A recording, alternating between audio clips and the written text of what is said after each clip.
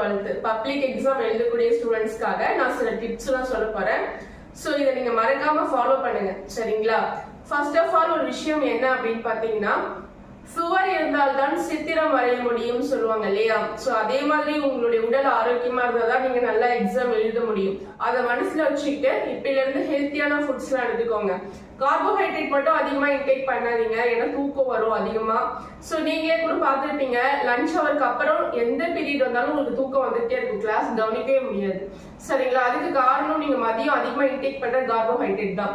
So அதனால exam வரைக்கும் போது கார்போஹைட்ரேட்டை அதிகமா இன்டேக் பண்ணாம கொஞ்சம் குறைச்சிக்கோங்க. அதுக்கு பதிலா கீரைகள், காய்கறிகள், பழங்கள், பால், நட்ஸ் இத மாதிரி எல்லாம் நீங்க இன்டேக் பண்ணுங்க, சரிங்களா?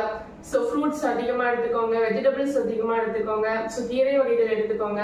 இதெல்லாம் ரொம்ப நல்லது உடம்புக்கு, சரிங்களா? எனர்ஜெட்டிக்கலா இருக்கும். இதெல்லாம் எடுத்துக்கிட்டீங்கன்னா உங்களுடைய பிரெயின் டெவலப்மெண்ட்டுமே நல்லா இருக்கும், சரிங்களா? படிச்சது சீக்கிரம் மறக்காது.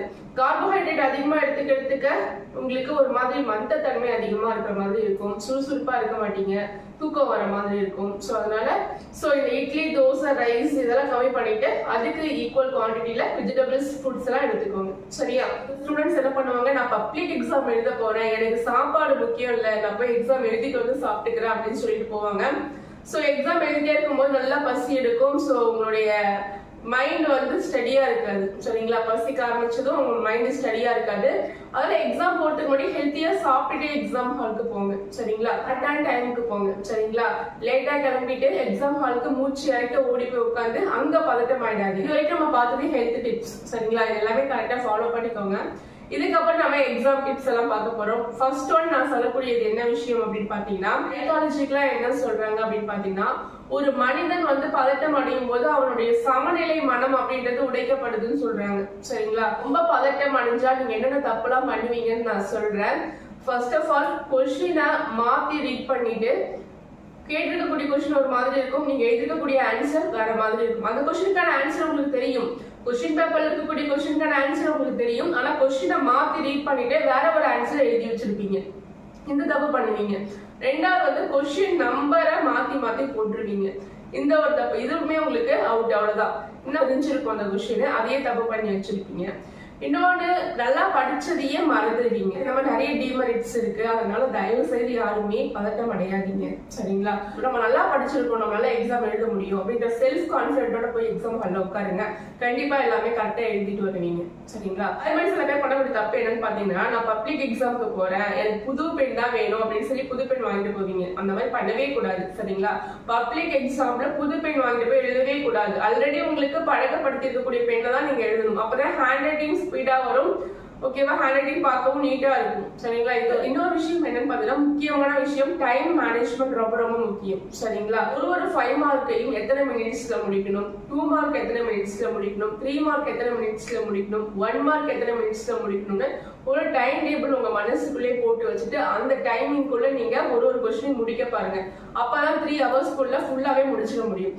அதே மாதிரி 3 ஹவர்ஸ் வரைக்குமே உட்காந்து எழுதிட்டு இருக்காதீங்க. ஒரு 15 மினிட்ஸ்க்கு முன்னாடியே முடிச்சுட்டு அந்த 15 மினிட்ஸ் ஃபுல்லாவே நீங்க ரீகால் பண்றதுக்கு டைம் எடுத்துக்கோங்க, ஓகேவா? நீங்க எழுதிருக்கக்கூடிய கொஸ்டின்ஸ்லாம் கரெக்டா எழுதிட்டீங்களான்னு செக் பண்ணிக்கோங்க. எல்லா கொஸ்டின்ஸுமே அட்டெண்ட் பண்ணிருக்கீங்களான்னு செக் பண்ணிக்கோங்க.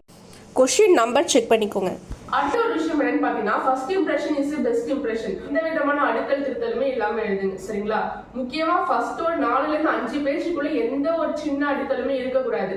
ஏன்னா உங்க பேப்பரை பாக்குறவங்க, நீங்க ஃபர்ஸ்ட் பேஜே அடிச்சு எழுதிருந்தீங்கன்னு வச்சுக்கோங்களேன், உங்க பேப்பரை பாக்குறவங்க என்ன இவ்வளவு அடிச்சு எழுதிருக்கு அப்படின்னு சொல்லிட்டு அந்த ஒரு மைண்ட் செட்டோடய உங்களுக்கு மார்க் குறைச்சிருவாங்க. ஒரு கொஸ்டினுக்கு மார்க் குறைச்சிட்டாலே அடுத்தடுத்து மார்க் குறைஞ்சிட்டே தான் போகும், சரிங்களா? சோ அதனால அந்த ஒரு மைண்ட் செட்டை உங்களுக்கு பேப்பர் வேல்யூஷன் பண்ணக்கூடிய டீச்சர்ஸ்க்கு நீங்க ஏற்படுத்திடக்கூடாது, சரிங்களா? அதனால உங்களுக்கு நல்லா தெரிஞ்ச கொஸ்டின்ஸ் தான் நீங்க ஃபர்ஸ்ட் ஒரு 4ல இருந்து 5 பேஜுக்கு நீங்க எழுதணும், சரிங்களா?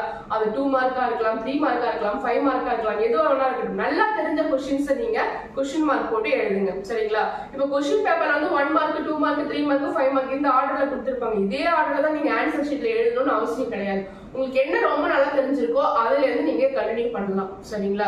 அதே மாதிரி ஒரு क्वेश्चन கேட்டிருக்காங்க. ஃபார் எக்ஸாம்பிள் வந்து construction and working of transformer ஒரு क्वेश्चन கேட்டிருக்காங்கன்னு வச்சுக்கோங்க. அது அப்படியே क्वेश्चन எடுத்து எழுதணும்னு அவசியம் கிடையாது. அதுல என்ன கண்டென்ட் டிரான்ஸ்ஃபார்மர் பத்தி கேட்டிருக்காங்க. அப்ப அந்த டிரான்ஸ்ஃபார்மர் அப்படின்ற ஹெட்டிங் மட்டும் போட்டு நீங்க மட்டும் ஆன்சர் எழுத ஸ்டார்ட் பண்ணலாம், சரிங்களா? அந்த டிரான்ஸ்ஃபார்மர்ன்ற அந்த ஹெட்டிங்கை வந்து பிளாக் இங்க்ல எழுதிட்டு மீதி எல்லாம் ப்ளூ இங்க்ல எழுதிங்கன்னா பாக்குறதுக்கு நீட்டா இருக்கும். சோ அந்த மாதிரி ஹெட்டிங்கை வந்து பிளாக் இங்க்ல எழுதிட்டு மீதியை ப்ளூ இங்க்ல எழுதுங்க. சரிங்களா? பாக்குறதுக்கு பிரசன்டேஷன் ரொம்ப ரொம்ப முக்கியம். சரிங்களா? பாக்குறதுக்கு ரொம்ப நல்லா இருக்கணும். சரிங்களா? அதை நீங்க பாத்துக்கோங்க. சரி, எந்த விதமான அடுத்த திருத்தலும் இல்லாம எழுதுங்க. கொஸ்டின் பேப்பரை வாங்கின உடனே எழுத ஆரம்பிக்காதீங்க. ஃபர்ஸ்ட் கொஸ்டின் பேப்பர் வாங்கின உடனே எல்லாத்தையும் ரீட் பண்ணுங்க. ஒரு கொஸ்டின் 2 வாட்டிக்கு 3 வாட்டி ரீட் பண்ணுங்க. ஏன்னா ஆல்ரெடி ஒரு கொஸ்டின் நீங்க படிச்சிருப்பீங்க இல்லையா? ஆல்ரெடி நீங்க படிச்ச கொஸ்டினே சில பேருக்கு மைண்ட்ல ஓடிட்டே இருக்கும். சோ அதே மைண்ட் செட்டோட நீங்க இந்த கொஸ்டின் பேப்பரை பார்க்கும்போது இந்த கொஸ்டின் அந்த கொஸ்டினா தெரியும். சரிங்களா? நான் சொல்றது புரியுதா? இந்த கொஸ்டின் அந்த கொஸ்டினா மாறி தெரியும். சோ அதனால அந்த பிரச்சனை வராம இருக்கிறதுக்காக 1 or 2 டைம் to 3 டைம் படிக்கும்போது ஃபர்ஸ்ட் டைம்ல நீங்க கவனக்குறைவா கொஸ்டின் ரீட் பண்ணியிருந்தா கூட செகண்ட் டைம் அதை நீங்க திரும்பி ரீட் பண்ணும்போது அது உங்களுக்கு கரெக்டா வந்து தெரியறதுக்கு வாய்ப்பு இருக்கு. கரெக்டா என்ன கொஸ்டின் தெரியறதுக்கு வாய்ப்பு இருக்கு. அதனால 2 or 3 டைம்ஸ் கொஸ்டின் நல்லா ரீட் பண்ணுங்க. என்னென்ன கொஸ்டின் நல்லா தெரியும்ன்றத மார்க் பண்ணிட்டு எழுத ஸ்டார்ட் பண்ணுங்க. சரிங்களா? சோ அதே மாதிரி சில பேர் என்ன பண்ணுவாங்க, ஆன்சர் எழுதும் போது அப்படியே போய் ஆன்சர் ஷீட்லயே போய் கவுந்துப்பாங்க. நல்லா குளிஞ்ச மாதிரி கவுந்துப்பாங்க. சோ அந்த மாதிரி பொசிஷன்ல நீங்க எக்ஸாம் எழுதவே கூடாது. அந்த மாதிரி எழுதுனீங்கன்னா கொஞ்ச நேரம் தான் உங்களால நல்லா எழுத முடியும். ஏன்னா உங்களே அறியாம ரொம்ப கூண்டு வளைச்ச மாதிரி உட்காந்துட்டீங்க அப்படின்னா கொஞ்ச நேரத்திலே பேக் பெயின் வந்துடும்.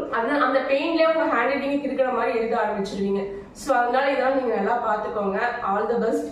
முயற்சி நம் கையில், முடிவு இறைவன் கையில்னு சொல்லிட்டு நல்லா முயற்சி பண்ணி படிங்க. கண்டிப்பா வெற்றி உங்களுக்கு. சரிங்களா? எல்லாரும் நல்லா எக்ஸாம் எழுதி முடிக்க இறைவனை வேண்டிக்கிறேன்.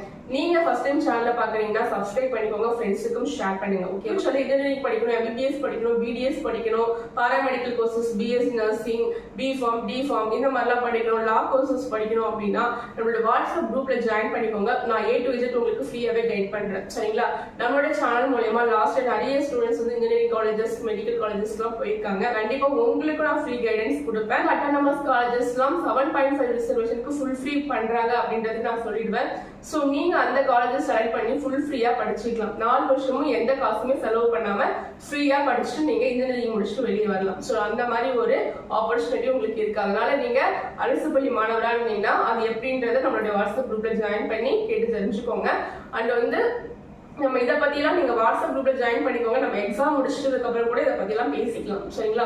உங்க ஃப்ரெண்ட்ஸுக்கும் நீங்க இந்த வாட்ஸ்அப் குரூப்பை ஜாயின் பண்ண சொல்லி ஷேர் பண்ணி விடுங்க. சரிங்களா? உங்களுக்கு நான் ஹெல்ப் பண்றேன். பிரைவேட் ஸ்கூல் பிள்ளைங்களா இருந்தாலும் கூட உங்களுக்குமே டாப் காலேஜஸ் தான் இருக்கு. ஸோ அந்த காலேஜஸ் என்னன்றதை உங்களுக்கு நான் ரெஃபர் பண்றேன். சரிங்களா?